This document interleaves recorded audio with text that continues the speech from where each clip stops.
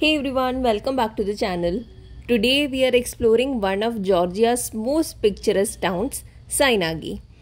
It is a hidden gem in the heart of Georgia's wine region with colorful buildings, stunning views and so much history around every corner. From the cobblestone paths to the vibrant houses with red tiled roofs, every turn has something to admire. And just look at that backdrop of the Caucasus Mountains.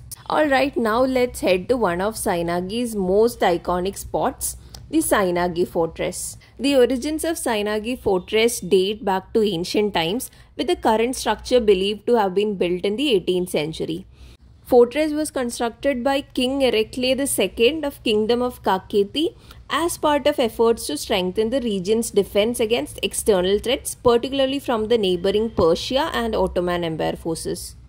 The fortress is known for its well-preserved defensive walls, watchtowers and gates. It includes 23 watchtowers, some of which still offer panoramic views of the valley and the Caucasus Mountains in the distance. The walls are constructed using local stone and were designed to protect the town from invasions, while the towers provided a place for sentries to monitor the area. The fortress was strategically positioned on a hill overlooking the Alazani River Valley. It provided a commanding view of the surrounding land, and this location allowed defenders to spot approaching invaders from miles away, making it an essential element in the region's defense system. The fortress stands as a reminder of the region's resilience and the importance of defending its independence against foreign powers. There is no entrance ticket to this place, and visitors can explore the fortress and its surrounding areas free of cost. And so this fortress is a must visit while you are in Sainagi. Next, we are proceeding to the Bodbe Monastery. It is just a short drive from the fortress, and this place is one of Georgia's most sacred sites. It is said to be the final resting place of Saint Nino, the woman who brought Christianity to Georgia in the 4th century. The monastery is open from 10 a.m. till 6:30 p.m. for visitors. This place also does not have any entrance fee to it, and visitors can explore the place free of cost. The monastery is known for its unique blend of Georgian religious architecture, including a beautiful church, a bell tower, and a picturesque courtyard.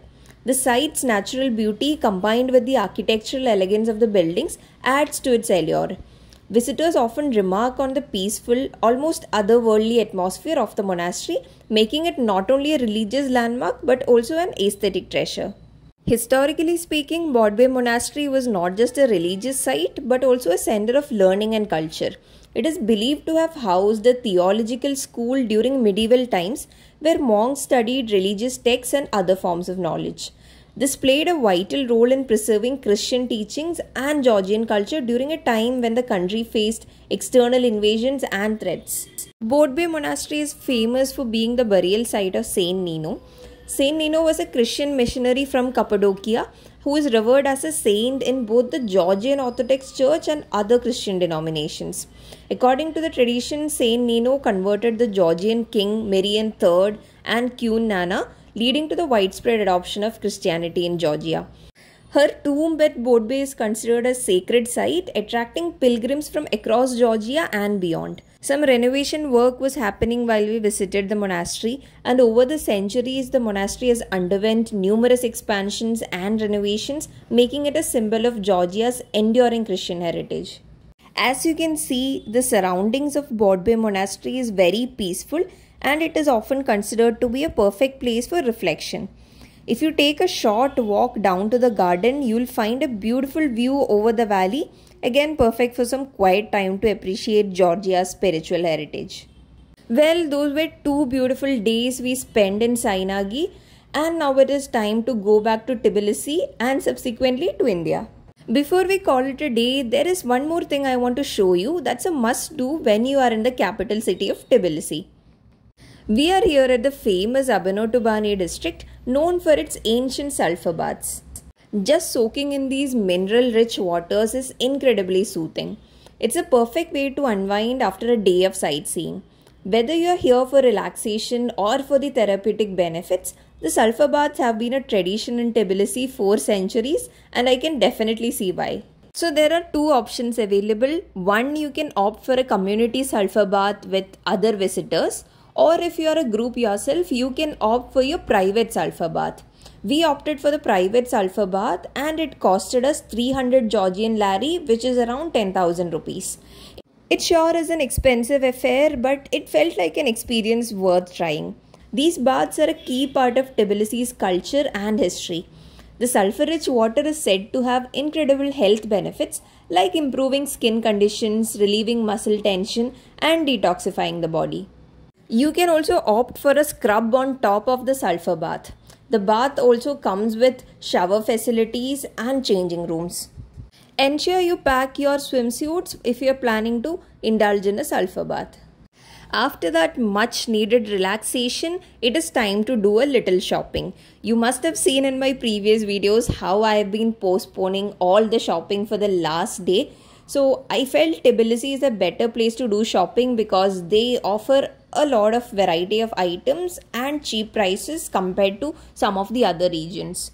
If you're looking for ideas on what to buy from Georgia, I would recommend you can get some handmade ceramics, then you can get some Georgian carpets and rugs and their embroidery and traditional textiles. After that little shopping spree, we've taken ourselves back to the streets of Tbilisi.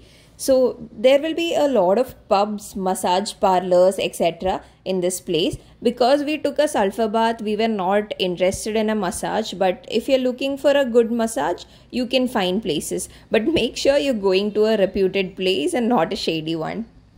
If your flight to India happened to be towards night, it might be better if you can grab your dinner from Tbilisi. Tbilisi will offer you fine dining options and you can have a great meal. If you're going towards the airport, the only options you'll have will be Dunkin's and McD's.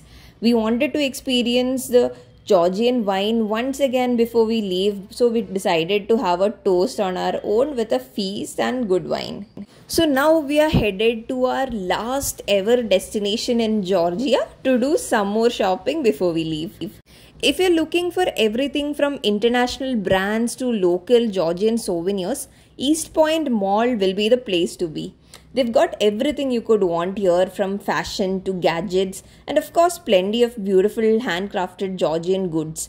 You can even get wine, ceramics and jewelry here. It is located very close to the airport, so if you have some time to spare, this will be the perfect place to do that. We actually saw a lot of people here with their luggages. I'm assuming their checkout was somewhere in the morning and they had time to spare till their flight at night. So almost everybody comes here with all their luggages. Given it was end of December, the place was all beautifully lit up. There were Christmas decorations all over.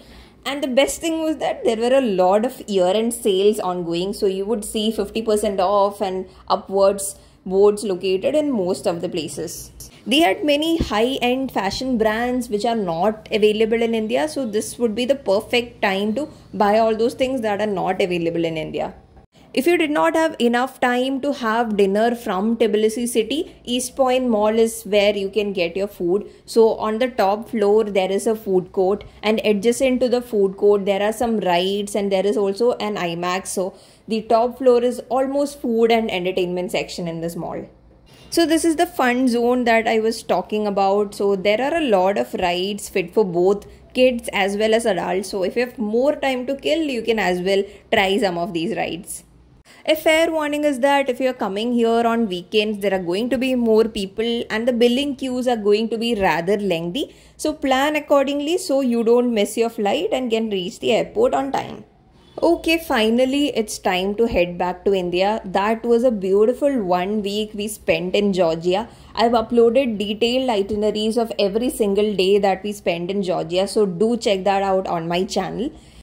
Our check-in, security checks, everything was very seamless and it didn't take us much time. So we again had a couple of hours before our flight. We decided to spend that time in the lounge of Tbilisi International Airport.